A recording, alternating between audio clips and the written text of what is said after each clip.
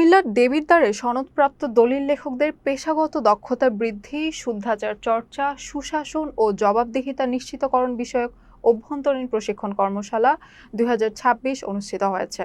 বৃহস্পতিবার সকাল ১১টায় দেবিদ্বার সাব রেজিস্ট্রার কার্যালয়ের অফিস চত্বরে এ কর্মশালার আয়োজন করা হয়। দেবিদ্বার উপজেলার সাব রেজিস্ট্রার নারায়ণ মণ্ডলের সভাপতিত্বে আয়োজিত কর্মশালায় প্রধান অতিথি হিসেবে উপস্থিত ছিলেন উপজেলা সহকারী কমিশনার মোহাম্মদ ফয়সাল উদ্দিন। এছাড়া দেবিদ্বার দলিল লেখক সমিতি সভাপতি আবুল কাশেম, সাধারণ সম্পাদক আবু হেনা মোস্তফা কামাল সহ সকল দলিল লেখক, নগল নবিশ ও স্ট্যাম্প ভেন্ডাররা উপস্থিত ছিলেন। প্রশিক্ষণ কর্মশালায় দলিল খারিজ ও ভূমি সংক্রান্ত জালিয়াতি প্রতিরোধের বিষয়ে বিস্তারিত আলোচনা করা হয়। বক্তারা বলেন, কোনো ধরনের তথ্য গোপন করে দলিল সম্পাদন করা যাবে না এবং সঠিক যাচাই বাছাইয়ের মাধ্যমে দলিল নিবন্ধন নিশ্চিত করতে হবে। সরকারি সম্পত্তি সংরক্ষণ ও রাজস্ব ফাঁকি প্রতিরোধের উপরও গুরুত্ব আরোপ করা হয়।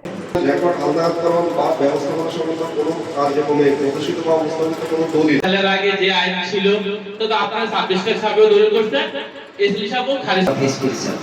সেই ক্ষেত্রে দেখা গেছে একটা ক্ষতিগ্রস্ত ভাই যখন আমাদের এলাকাতে হচ্ছে প্রবাসী, এটা কিন্তু আমরা এখনো হার্ডলাইনে যাই নাই। আপনারা আমি আশা করি এগুলো যাতে মার্শালরা আমাদের যেটা বলছে সফটওয়্যার এটা কার্যক্রম আছে আমাদের এই নামজারি আমাদেরকে আমি চেষ্টা করছি আমাদের দলিল লেখকদের লাইসেন্স গত 10 বছর ধরে লাইসেন্স দক্ষতা বৃদ্ধি, জবাবদিহিতা এবং সুশাসন নিশ্চিতকরণ উপলক্ষে আজকের এই কর্মশালা।